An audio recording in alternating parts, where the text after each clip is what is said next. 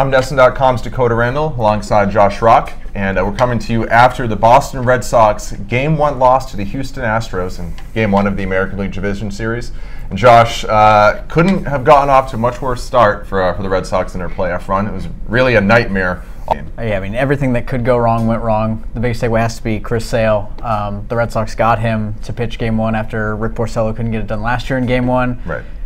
Sale gives up 3 home runs, 7 runs in 5 innings. He's been pretty bad since August 1st. Maybe the innings are getting to him, so that's my biggest takeaway. Yeah, do you think it's the innings, or do you think it's something else? Do you think it's just the Astros are that good, or do you think there's something to this? You know, Chris Sale faded down the stretch. He's given up, I think, 16 home runs since early August 6th or something. So it's been a tough stretch for him. Yeah, I don't know if it's entirely the innings. The Astros lineup is really, really good. It's a vaunted murderer's row. I mean, Sale had no tilt on his slider today, so maybe it's just an off day. You can chalk it to that, of course, but it's a little alarming. Right, because velocity hasn't been an issue. He's still high 90s, but I think, like you said, it's the location of the slider. Yeah. For me, the biggest takeaway I had is that a lot of the things that you've been concerned about with this Red Sox team throughout the 2017 season were on full display in this loss. I mean, they've been pretty tough on the base pass all year long. They've ran into a ton of outs, and you saw that. I believe it was the 4th inning, 2nd inning, whatever it was, that Pedroia got thrown out at third, almost cost his team a run.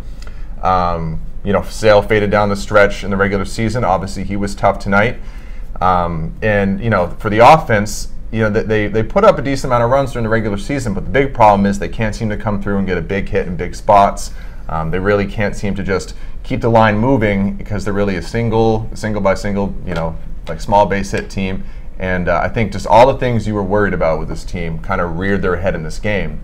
And it just didn't look good out there. Yeah, like you said, they've lacked the big hit all year, and if you're going to get down like they did 2-3-0 early, and against Justin Verlander, if you can't get a big hit, you're probably not going to get back in the game. Right. And another big takeaway from this game, obviously, is the Eduardo Nunez left in the 1st inning.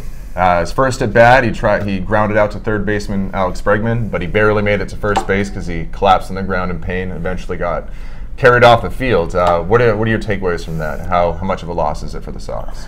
I mean, when he was healthy, he was a vital part of the lineup. The only good thing you can see out of this is it might have actually ignited Hanley Ramirez because he came off the bench and went 2 for 3 with a double. So maybe now he's kind of got that, oh, you're going to bench me attitude, and maybe he'll, you know, be the stick they need. Right, and you know, Hanley Ramirez obviously has the ability to you know, put a big run production numbers to the Red Sox, which is a problem they've had all year, but guys need to get on ahead of them, and you know, if they can't do that, it really doesn't matter.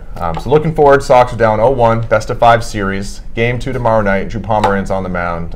What are you looking for from the left-hander? He's had a good year, but do you think he is ready for this kind of moment? Well, the good news is the Red Sox have beat the Astros 3 times this year. Twice Pomeranz has been on the mound. Right. Yeah. So if you need a win against these guys, I guess Pomeranz is going to have to be the guy, or else it's going to be up to Doug Fister to stave off elimination. Do you think it's a do or die game? Do you think if the Sox go down 0-2, they have a chance to bring this back? We've seen Red Sox teams do it in the past, but I don't know if we have that feeling with this team. No, this Astros team is too good to go down 0-2 to just bank on winning 3 in a row, especially when they're going to line up Verlander and Keuchel again, most likely. Right. Well, that's it for us. Tough game for the Red Sox. Hopefully they bring it back tomorrow at 2 o'clock, and we'll see you next time.